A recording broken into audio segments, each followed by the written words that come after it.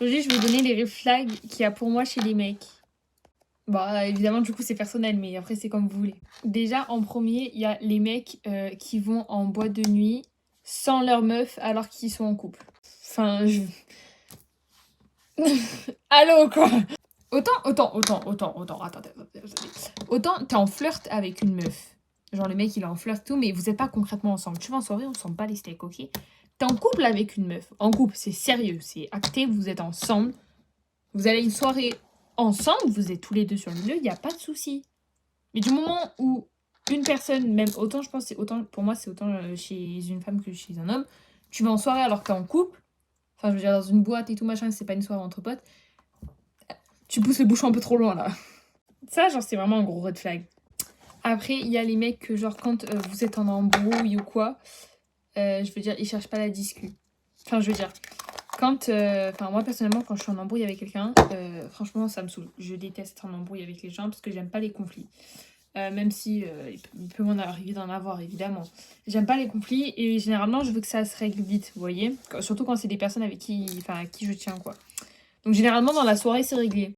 Mais genre, les mecs que, quand tu t'excuses et tout, te disent ouais, machin, mais genre, ils te disent pas concrètement que c'est bon, ça va, t'inquiète, je te pardonne. Non. C'est que le mec, il tient pas à toi. Je veux dire, vous vous embrouillez pour une histoire que t'as acheté les pâtes alors que lui, il voulait, je sais pas, du riz, qui te pardonne pas direct, genre. Je suis désolée, ça, c'est un gros red flag. C'est surtout que c'est pour des conneries et que le mec, il te dit pas, ouais, bon, c'est bon et tout, c'est pas grave, mais genre qu'il laisse traîner pour, enfin, je veux dire, pour une histoire de merde. Ça, je suis désolée, ça, c'est un big red flag. Ça, désolée, mais c'est aussi très personnel, les hommes qui n'ont pas de perspective d'avenir. C'est-à-dire les gars qui, ils cherchent pas à avoir un taf, cherchent pas à avoir une vie professionnelle et tout ça. Pff, allez, ciao. Mec, tu veux finir chômeur toute ta vie, en fait? Tu veux gagner 900 € par mois? Je comprends pas. Les mecs qui font passer d'abord leurs potes. Je suis désolée, hein. On dit toujours, ouais, les amis avant, les copines, les copains d'abord. Même moi, je suis la première à le dire, les copines d'abord. Mais moi, j'ai pas la même définition que tout le monde. Moi, c'est les copines d'abord, ok. Mais à partir du moment où j'ai mon mec et qui me dit, viens, on va un petit peu s'isoler, viens, on se met un petit peu tout seul et tout, il n'y a pas de souci. Mes copines, elles sont hyper ouvertes d'esprit. Genre, je dis, ouais, je vais passer un petit peu de temps avec mon mec. Elles me disent, ok, ça va.